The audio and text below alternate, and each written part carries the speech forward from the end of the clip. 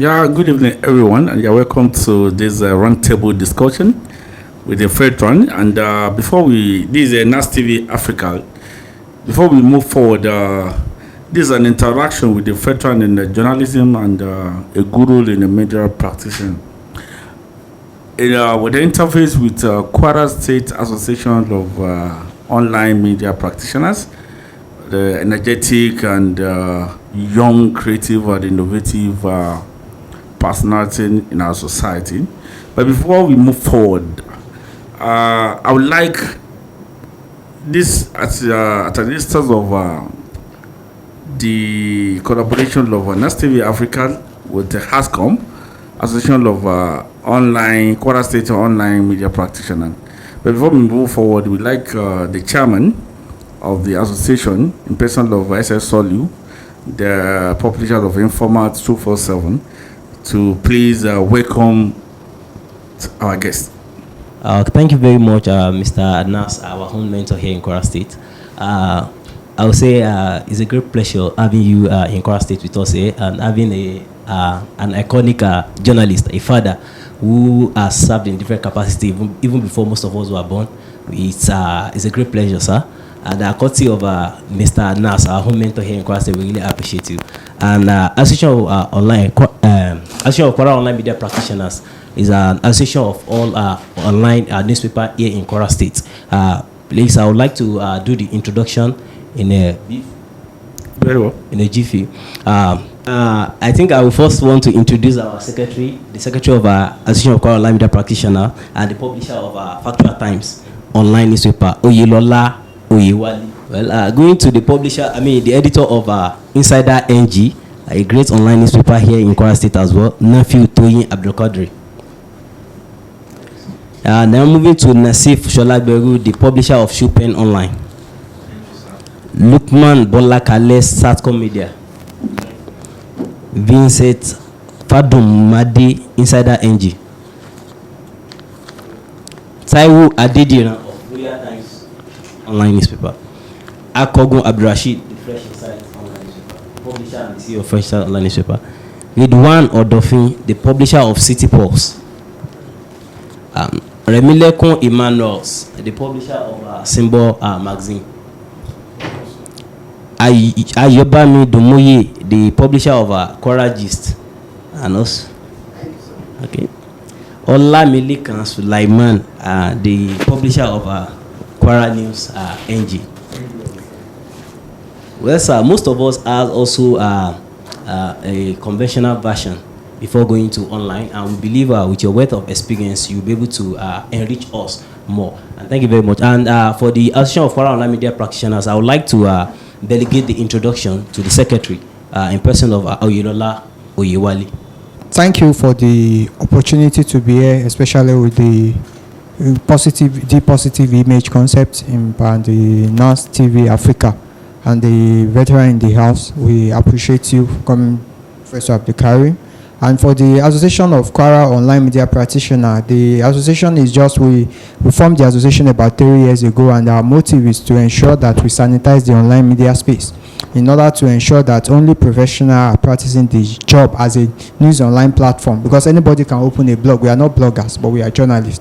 So in order to differentiate all professionals from people that just open blog just to maybe to publish content relating to them or anything they like, we publish regularly, frequently, and we run like established media outreach. Every one of us have their own individual offices from where they operate. And apart from that, as association, we've started campaign against fake news and hate speeches, especially in where we are heading towards the build up to 2023 general election, and even in the part of the insecurity that we're having in Nigeria. And apart from that, we do regular training for our members in order to upgrade our skill to see what is happening in the digital media space, especially with emphasis on the ethics of the job. We ensure that our members, they comply with the ethics of the job, and we have a standard code of ethics for our member in which we expect them to comply with, and any member that run contrary to it, we have a design penalty for them. And if there is any member of the public that have any issue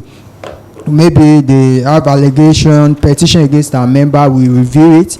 If there is a way that we need to respond to, okay, to call them, maybe to mediate, to in order to see. Because when we talk about fake news these days, you see some people, when you publish something that is not favorable to them, they target fake news. That's not fake news. We like them, we educate them on how to actually know all these concepts and what journalism is all about, and to also know that your online media platform, they are also online media like they are like the traditional media. But what is different right now, where we disseminate, where we circulate, which is the internet, and which the conventional media like the television, newspaper, magazine, they are also embracing the online media space to even disseminate their content. Thank you for your time. Thank you very much. Very well. That's just a brief introduction, sir. As you can see, there are sort of young people with a passion to build this country, and through the effective, creative, and innovative dissemination of news. And the Bible even said that my people perish because of lack of knowledge. And in this, we can substitute knowledge for information, correct information. So these are the people that are saddled with the responsibility, personal responsibility, to make sure that people are well informed about happenings in their environment. But we have so many people acting as journalists nowadays, and we knew that during your own time there were ways through which you explore this noble profession. And there's, like you rightly said, that there's so many people that are now into the business for other purposes, not really for the purposes of dissemination of news. So they want to tap into experience. NasTV Africa, let me quickly introduce that, is an online mentorship platform for Africa youth, Africa talent, African creativity and innovation, everything that we are blessed with in Africa. Both material and the human resources, is our responsibility to manifest it to the world. And the part of our job is to mentor the young one coming up. Like whatever profession you find yourself, it's our job to bridge the gap between the mentor and the mentees. It's our responsibility to bring the old knowledge in order to complement the new knowledge. So this is part of the reason why we are having this today. And I believe that in the process, because they are well ready for you, sir. And you can see they are warrior on the field of journalism, and they actually want to know more, and they really want to know more. But before we go further on this, everybody here know they have been hearing about Nurudeen Imam. Your name precedes your face. You are everywhere in terms of this media job. And I have known you for quite some time, so that I know you as a major person, and you are one of my mentors that I look up to, just through your depth of thinking, your view, your perspective about life, in both with your professionalism and the most advice that you give to me. I think they are working today. So we so much appreciate that. Because of this, that I've learned so much from you, I tend to say, no, it won't be only me, and I must first of all bring you down. There are so many people that you're going to face, but this is your own your own house. So you have to meet with them, let them learn from you, let them know that, okay, there's still more. They are in a noble profession that if it's well done, there's so much they can gain from that.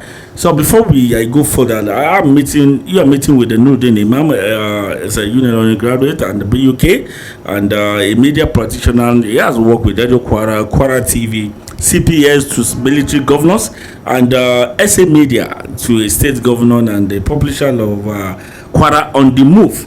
And most of you are aware of that. And the media regulator with the NBC, Nigeria National Broadcasting Commission, Nigeria. And you can see that you are meeting with a chump, a very big fish. So please be ready to ask every question that you want to ask, and try to learn more today. But before then, they would like to meet with you. Yeah, thank you very much. You're welcome, sir. Nas. My pleasure meeting you. My name is Nurudeen Imam, he told you. I'm actually here to learn from you because I come from the old chip, and there are new ways of doing things now. Unknown to him, he's actually bringing me here to learn from you, and he's telling you that you are going to learn from me, but all the same, on a serious note, we can make it interactive so that we can learn from each other, and we take it from there. All right. About that. Okay, let me go to the next question before I throw it open, because we have to go to business. Briefly, in your own time, there were happenings. I'm sure you experienced more of a military than democracy when you started this profession. What has changed? How was it then? What do you think about it now? And recently you are involved with the NBC as a regulator. So what can we quickly learn from that? What's changed is in trend with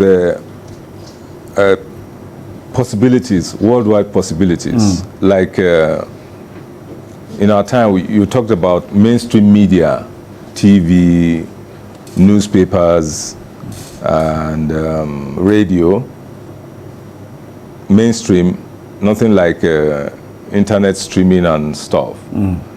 So the ways of doing things in our time are quite different than what you have now. This time around, you talk of real time. In those days, before you can generate a live broadcast, you need a mobile outside broadcast van, your crew and all that. It takes a lot of resources. But these days, you can zoom in and zoom out, if you know what I mean. So things are quite different in our time and much more difficult. For example? I'm talking about the kind of resources you have to deploy in terms of manpower, material, to achieve little. Okay, fine. If I get you right, I think in those days, happening in Maiduguri, and you are practicing in Lagos, I think you have to be there. Today, the guys get their news real time. Real time. Yeah. Wow, that's one of the major difference. Yeah. Wow, thank you very much. Okay, let's go straight to business. Are we ready?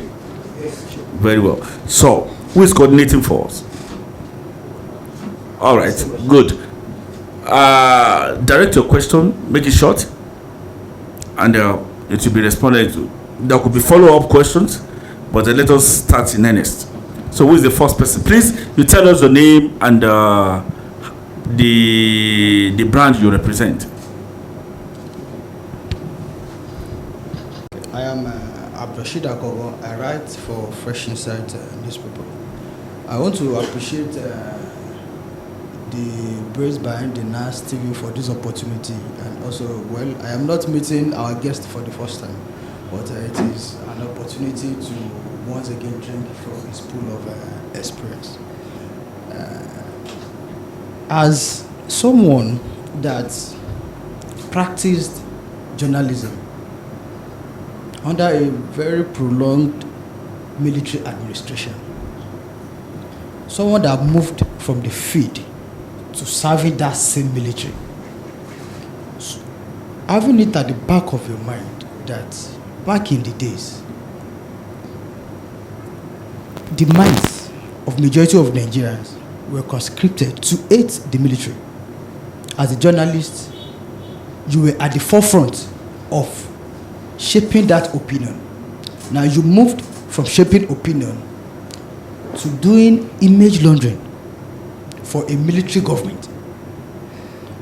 Comparing and contrasting that, your job as the image maker of a military administration to your later day colleagues doing the same job for civilian administration. Can you do a comparative analysis of both sides? Thanks. Thank you very much. Are you ready for that? Yeah, I think it's about demand and supply. I use that because it's easier to relate with. Where there is demand, there is supply. And it's about content, and it's about gatekeeping. And my own experience, it was much easier. I served military governors as chief press secretary. I served civilian governor as chief press secretary. I served civilian as a SA media and all that. So I can tell you for free that it was much easier to operate with a military governor than civilian, because the military governor knows this background that you're talking about. So he allows you to use your initiative most of the times.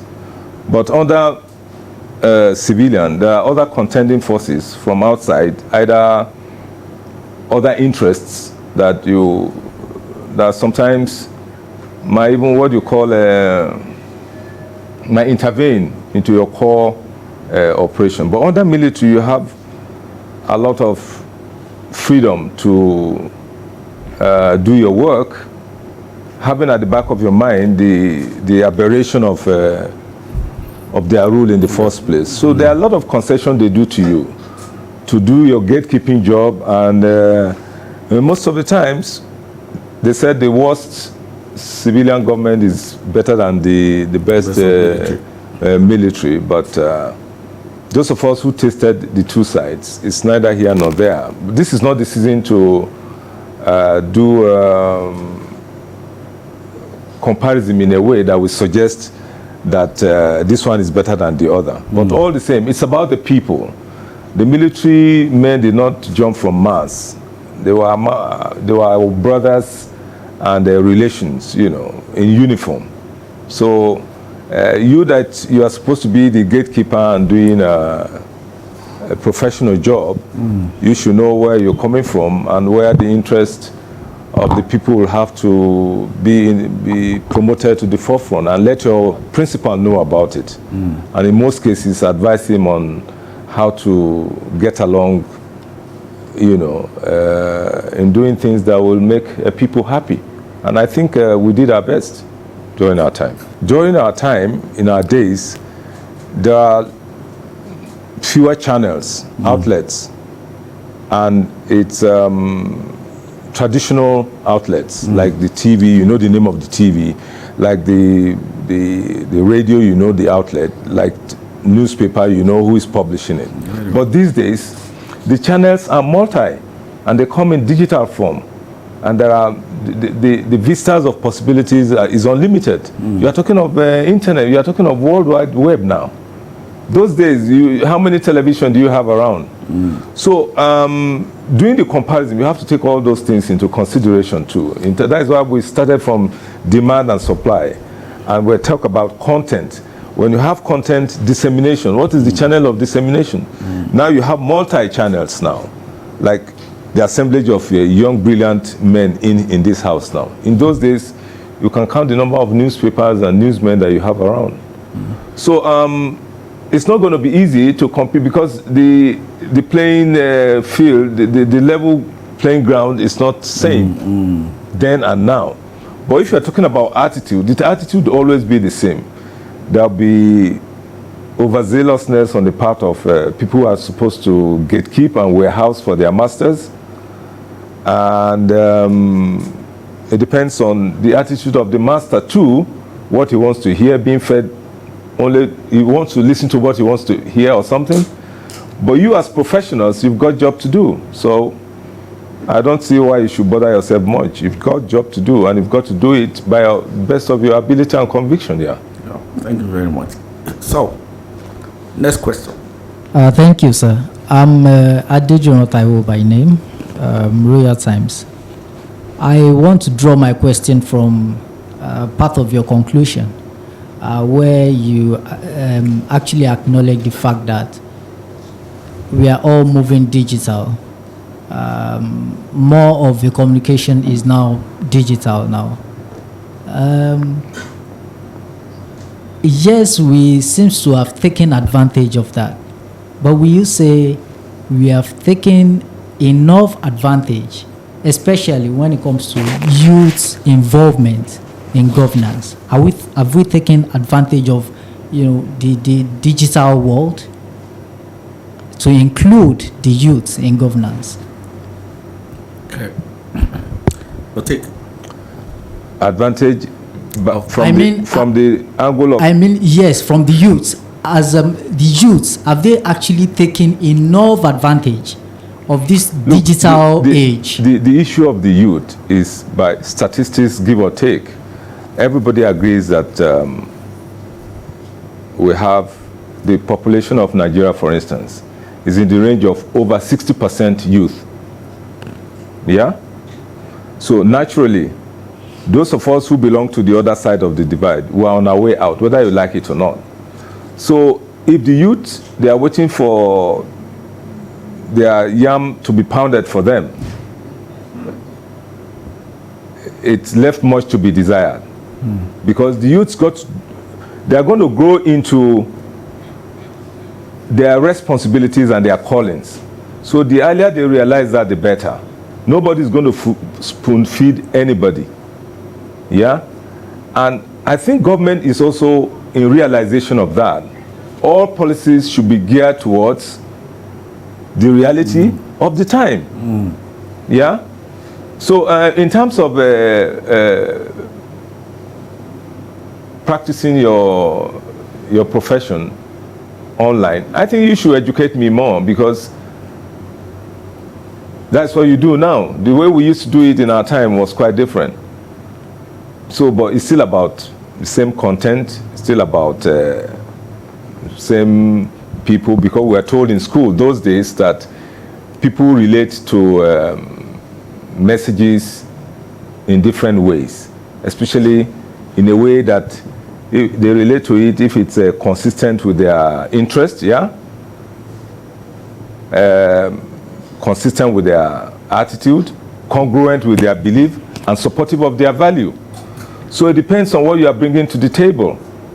So and the reason I was told why we're going to face judgment on the final day is because of the power of discretion God has given to us. In those days, in formal and traditional media houses, there are ways of applying the brakes. You have editors who proofread your write-up and tell you what will go and what will not go. But these days, the way discretion is exercised is much more fluid and it's different. So that means it put more burden on you to be more discretionary, because you have this latitude and vista of channel that you send these messages. So if you are not discretionary in your attitude, there are lots. Yeah, it can be consequential. No. All right. So I should come back to you. You have to be discretionary, because that tool you have on your hands, because it's you, because it's modern day, you don't know how powerful it is. But those of us coming from where we're coming from, and the people who are at the receiving end, will tell you how powerful it is. So be discretionary. Yeah. Thank you very much. Briefly, I think I can quickly say that the youth, of course, are taking advantage of digital world because they're more involved. But the only thing is that the channelization of that energy. Look at the answers. The digital world made it happen, and the digital world killed it.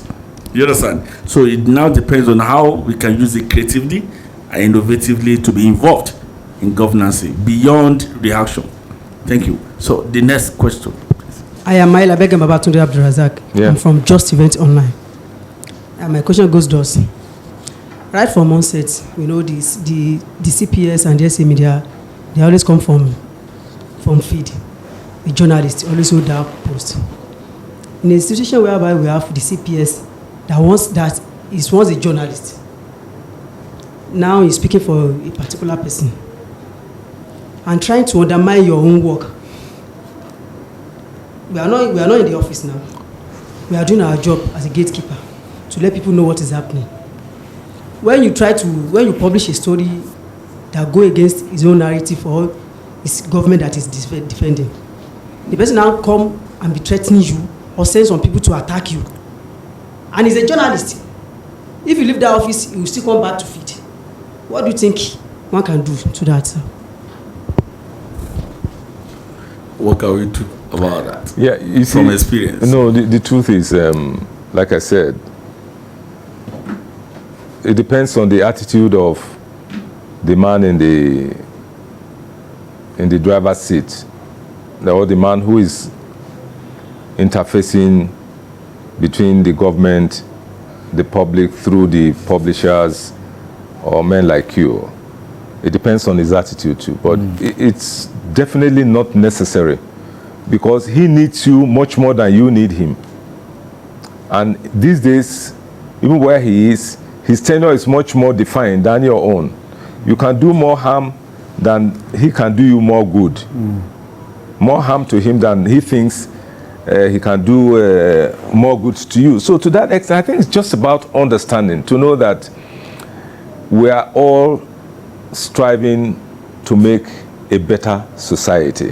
And that these days, people know they are right much more than people think or feel that they know. And since you represent and set the agenda for government and for the people, I think you have to be much more professional and make your point known in a way that the man you're referring to as CPS or whatever will have no option than to bow down to superior positions or arguments.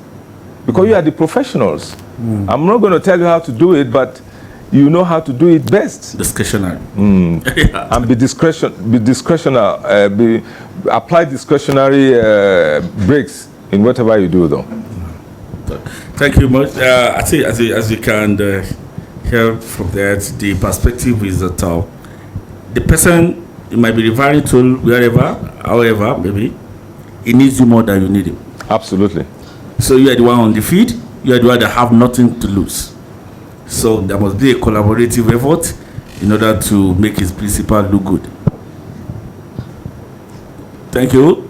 Who is asking next question? I think the secretary wants to ask a question. Yes, I think. Okay, the chairman. All right. I think I'm going to be building on a question asked by a colleague, the first person that has the question. I think where I'm looking at it from is asking about you comparing where you are a free journalist, where you're just a journalist, and where you're working for a government. You know, you won't be free automatically, you'll be protecting the image. Comparing that scenario, you know, most of us might later find ourselves in the future to be working for a kind of government. How do we do it? How do we cope? As in compare those times. Thank you. Then how do we do it? What I'm trying to say is that the rule of engagement is not defined in a straight jacket kind of form. Yeah, it depends on the attitude. In our days,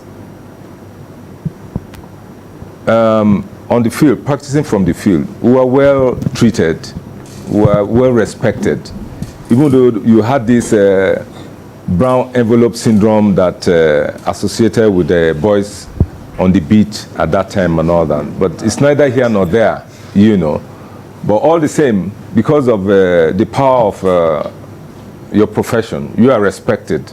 At least they wait for you, they look for you, they treat you with respect and all that. And with that attitude, when I was in the office as a gatekeeper to interface with the public and journalists, I look at it as primus inter pares, like the lawyers who say, just first among equals. All of us cannot be on that seat, but you are there to, you're just one of you, to coordinate activities of government and project government in good light and try to also prevent unnecessary attack, especially on the personality of your principal, who represents the aggregate of the whole cabinet and all that. So, largely, it depends on the attitude of who is in the... That was my attitude. But it is not hard and fast rule that everybody must behave that way. So when it comes, when there is a period where you are not comfortable with the man, there's a way you can get him to comply, really, because he cannot do your job for you. He cannot be everywhere. So you are professional. So you set the agenda, you dictate the pace, but everything must be in the interest of the larger society. And like we said at the beginning, exercise your power of discretion. Yeah. Like, before we came into the studio, we were discussing about, when I was in the field, I'll tell you something. I ran into a story. The background to that story is that I was in Abuja. I was supposed to stay in a hotel. My friend told me that, no, don't stay in a hotel. I have a friend that you can stay in his place. In his friend's place, I ran into a story, big time secret, big time. Wow. That could, from that, I could have become the most famous or whatever talked about journalist around. But I just told you now how I got to that house. A friend of mine took me to that house so that he saves me from hotel bills and be much more comfortable. In Use, duplex, big place, all alone in the house. And there was this big secret out there. So I was torn between, do I make, you know what would come to the journalist's mind immediately? I had this big story. If I had gone out with that story, somebody will not be governor today. Somebody will not build a university for our people today. So I decided to discountenance and look the other way. So it's now between morality and professionalism. So deal with that. That's the way I dealt with my own situation. That's the discretion I applied. In most cases, what I'm driving here is that you make the job of the CPS easier if you look at the bigger picture all the time. If you look at yourself as a stakeholder and part of the effort to, because when we went to school, there were two major divides those days. You have the communist bloc, you have the capitalist bloc. The way they practice journalism in America and the way the Russians, who their own economy is people-based and oriented. This one, anything goes, you know, you can make as much profit and all that. So what's driving their thinking, thoughts, and professionalism is different from, so our people came up with a mid-course arrangement. They say, what they came up with, what they call developmental journalism. Neither east nor west. You know, take the best out of the two and make sure that how to galvanize our people towards development. Issues that will encourage that are things that you will highlight. Anything that will, so you help in setting the agenda and propelling that agenda, nurturing it towards the major, the collective objective. Yeah. Thank you very much. I think from that response, that what I can pick up now is ethics versus value. And I could remember the story, sir, during Benga Obasanjo, when he was sharing a personal experience with a friend inside the plane, and they were talking, and they told the guy, my daddy once dated my wife, and in fact, my wife told me the dad was dating her, so, you know, confidentially. But the journalists ran the story. Then there were arguments, controversial about the ethics, and then they were telling us that time, I think that's where it's coming from, that there's nothing like a personal thing about journalism. That what is the news is a news. Now, that one will now bring us down to the issue of discussion. That what's your discussion? What's your own value orientation? What and what do you want to achieve? Is it for the development of the society, or for personal seeking of or initial gain or fame? My name is NastvAfrica. I'm the editor of InsiderNg. Globalization has affected almost every aspect of human life. Absolutely. In fact, we are here today because of globalization. So, as swift as the generational shift it was or is, how were you able to manage those challenges then? It does not mean we don't have our own challenges too now. We have a lot of challenges because it is easy for people to brand you as fake news projector, lack of fund. You know, people see us as people that are just playing with the internet. So, can you advise us? We are young people. You are an elderly person that has seen it all. So can you advise us the way we can manage, how do we develop the resilience to manage all these challenges we'll be facing? Thank you, sir. Yeah, good afternoon, sir. Yeah, my question will be based on, let me do my question from the aftermath of the NSAS protest that just happened recently. I believe most of the people that are involved in the NSAS protest were youths. Let me say 90% of them are youths. So I want to do my question from what happened after the NSAS protest. I believe most state governors and the president even addressed youth, they come out to join the protest. So I want to ask the question about human capital development, like what the politics are doing. So how can we ensure that we use human capital development to curb insecurity and youth restiveness in the country? What development? Human capital development. Human capital, yeah. Yeah, to use it to curb youth restiveness and insecurity in the state, in the country. How can we ensure that we use that?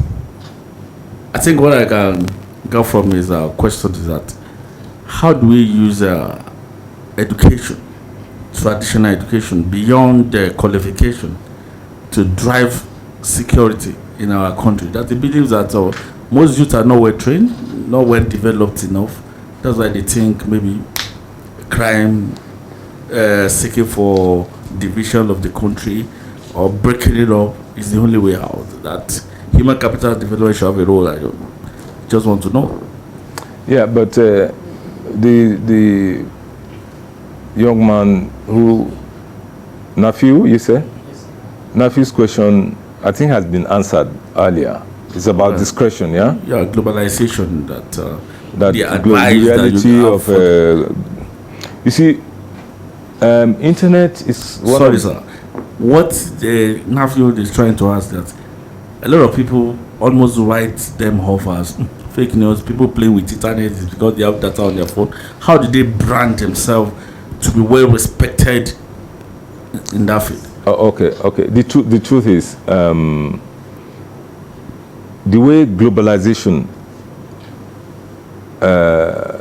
affected everything, like he said, very well, is the same way even definitions have changed. In those days, when we're talking about history of the media, we were told in school that they came up with selective theory. Theory of selectivity, yeah? Selective perception, selective exposure, selective retention, yeah?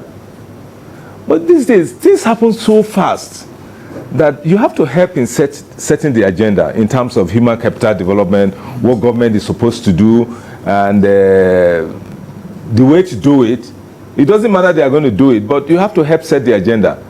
I'm surprised that we come here to worry about one chief press secretary or SA media or whatever. I'll tell you one thing, one simple thing that you are not doing, for instance. One of the major interests in the world today is about environment. But if we are used to the governor said this, the governor did that, the governor is going to commission do that. If you walk out here, you confirm what I'm telling you. Go all the major roads. Look at the number of environmental degradation that is going on there in terms of rubbish on the road, setback, lack of respecting setback, simple setback. Government construct road here, somebody puts his wire right on the road too. No journalist online talks about that. I've not read it. Environmental issues. Very important issue of our time. Human capital. You move around, you see our people. I've not read somewhere, in those days, that the difference between reporting the news, writing opinion, where just the news you have just to present the facts. Let them go and find out the truth. But in opinion, you can express yourself. Rashid knows what I'm talking about. You can be opinionated. You can stand that I, Nafiu, Rashid, Abiodun, on Taiwo Road, the rubbish is taking over. This is the impact. If you burn it, if you remove it, this is, you help set the agenda. Forget about one CPS or SA somewhere. There's so much work to do. There's so huge, humongous amount of work to do that you can help set the agenda. If you don't set it, nobody is going to set it for you. The person you are looking at that can help you, he's helpless himself. In terms of even the man in the driver's, even his principal, he doesn't have enough resources to do what he wants to do. And there's so much to do, he's even overwhelmed by the little that he knows. And there's a lot of things that he doesn't know, which you and I know. You're supposed to point them out. and you have the opportunity, the access to do that, and you bother about one man that can be removed tomorrow morning and nothing will happen. In fact, before we leave this place, they will remove you and put you there. So when you think of him, think of you too. You can be on that seat tomorrow morning. So don't bother about gatekeepers. They're just trying to keep their jobs. In fairness to them, I've been there too before. You have to be fair to them too. Please. Thank you very much. Can you see that? The Chinese person said, if you don't like a table, the way it's set, change it and reset. Yeah. That you have to be proactive, not reactive. And how do you become proactive? Think outside the box. What can I do on my own to set the agenda? So always set the agenda. And with the help of discussion, we have heard from the federal that we can get it right. That the journalists, the kind of power that you have, especially the online, I saw it the way it played out during NSAS, and I said, wow, this is powerful. And then when they just bring news, and the whole world just follow. And the moment they said, okay, it's not like that again, everybody just turned back. I said, wow, that was powerful. So the kind of power you have in your hand is powerful. So unless we are positive, we are proactive, we are patriotic, and we believe that this country must survive, this country must attain its greatness, that's the only way we can make it. I believe so much that the kind of power you have, we believe so much in you. In fact, the kind of power you have is becoming more greater than the power with the lecturers in those days, and even the imams or the pastors. Because people now, we wake up in the morning, the first thing you want to see was the news, what's trending.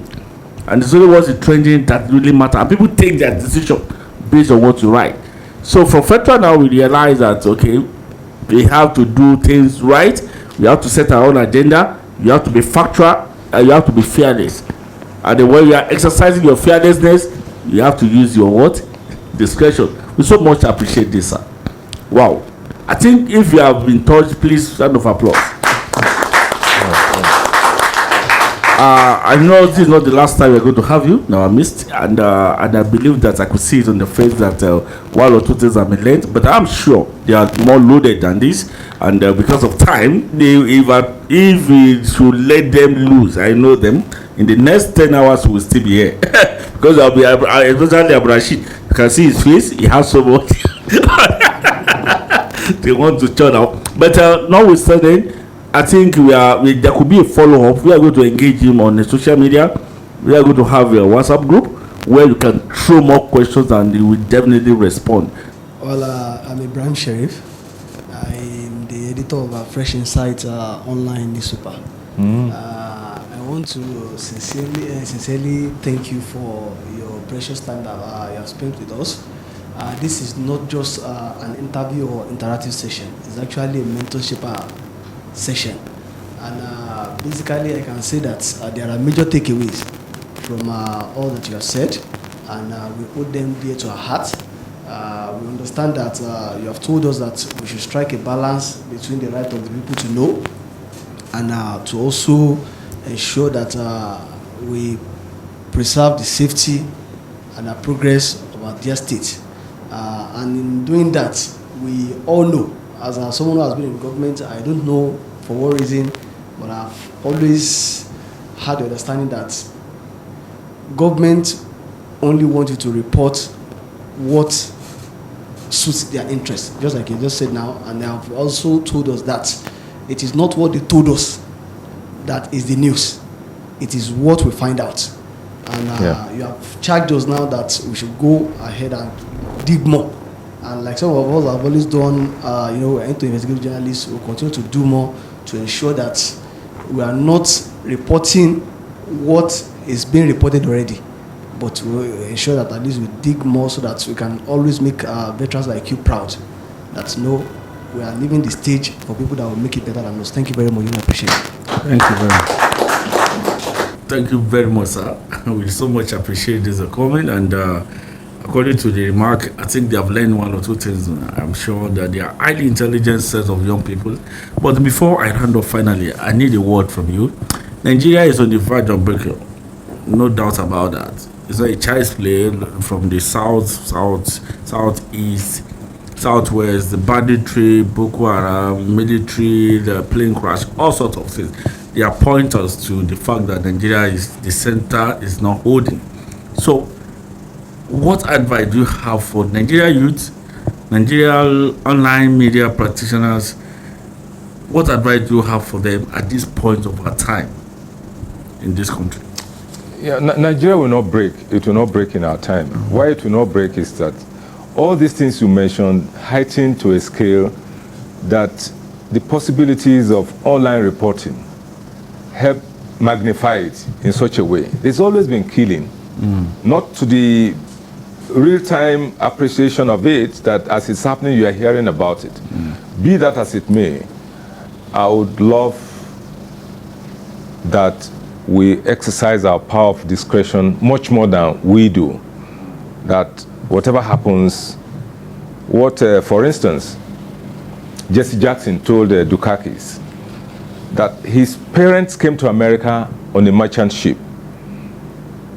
Jesse Jackson's parents, forebearers, came to America on a slave ship. But that they're in the same boat now. If it capsizes, they will all go down together. So it doesn't matter in terms of trouble like this, in terms of a situation like this, where all hands must be on deck to make sure that the ship doesn't capsize.